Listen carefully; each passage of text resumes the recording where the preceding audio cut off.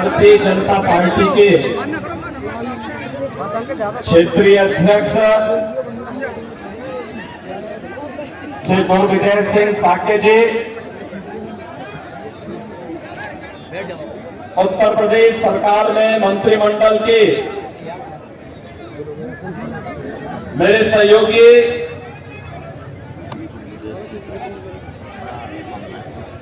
चौधरी लक्ष्मी नारायण जी, श्री संदीप सिंह जी,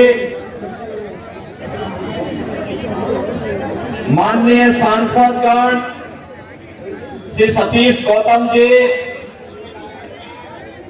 श्री अनूप प्रधान जी, Bharatiya Janata party के प्रदेश के उपाध्यक्ष श्री संतोष सिंह जी, जिलाध्यक्ष चौधरी कृष्णपाल सिंह जी,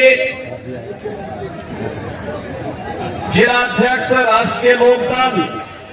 चौधरी हमवीर सिंह जी, माननीय विधायकगण श्री राजेश चौधरी जी,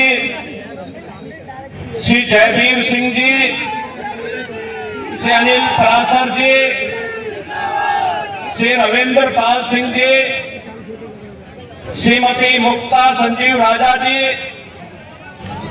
श्री राजकुमार सहयोगी जी,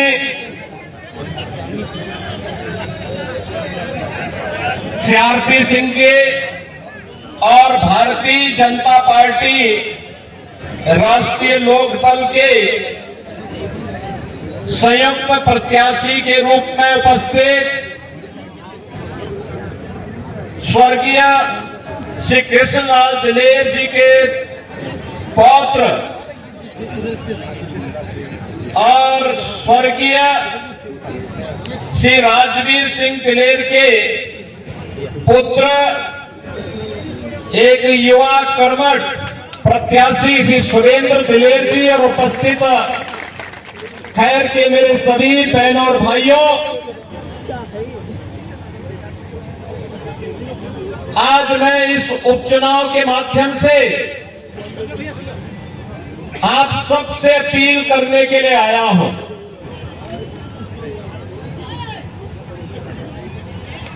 अलीगढ़ कैसा होना चाहिए,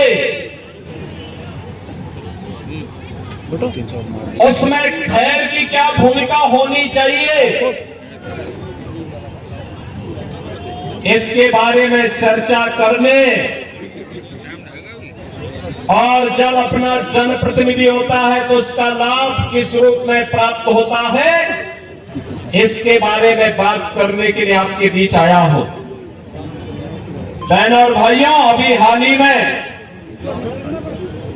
आपने हरियाणा विधानसभा के चुनाव के परिणाम को देखा होगा। लोग तमाम प्रकार की चर्चाएं करते थे, लेकिन हरियाणा की जनता ने जवाब दिया कि नहीं, अभी ना थोड़ी देर में हमें डबल इंजन चाहिए और डबल इंजन में भी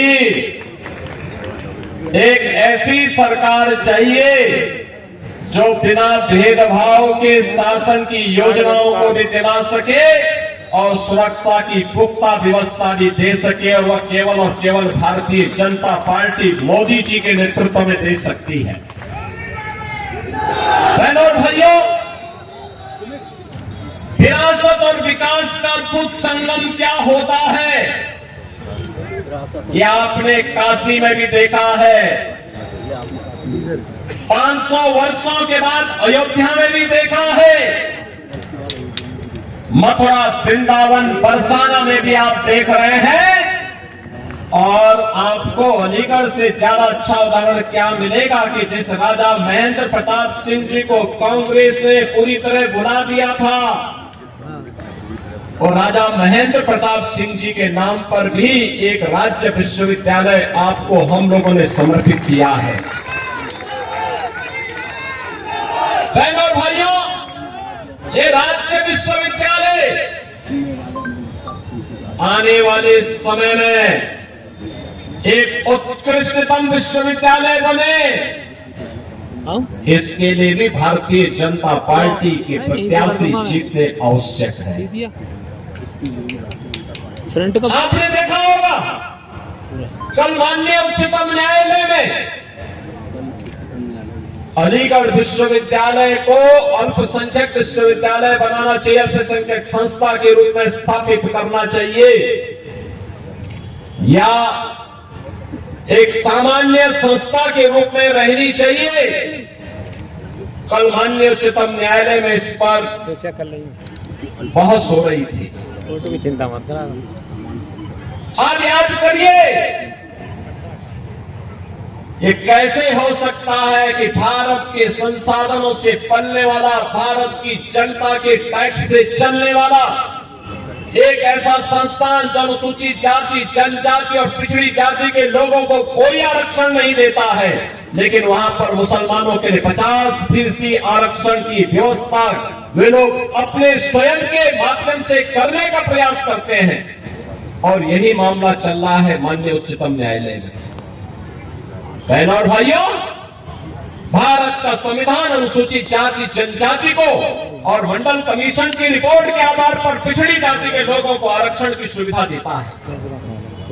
लेकिन इस सुविधा अलीगढ़ मुस्लिम विश्वविद्यालय में क्यों नहीं मिल पाती है? क्यों नहीं मिल पाती है? जब भारत का पैसा लगा है तो अनुसूचित जाति, जनजाति और पिछड़ी जाति के लोगों को भी वहां आरक्षण की सुविधा का लाभ मिलना चाहिए, नौकरी में भी मिलना चाहिए, और अनुसूचित जाति और पिछड़ी जाति के बच्चों को प्रदेश में भी वहां ये सुविधा प्राप्त होनी चाहिए। लेकिन क्यों बंद किया गया? क्योंकि कांग्रेस नहीं चाहती है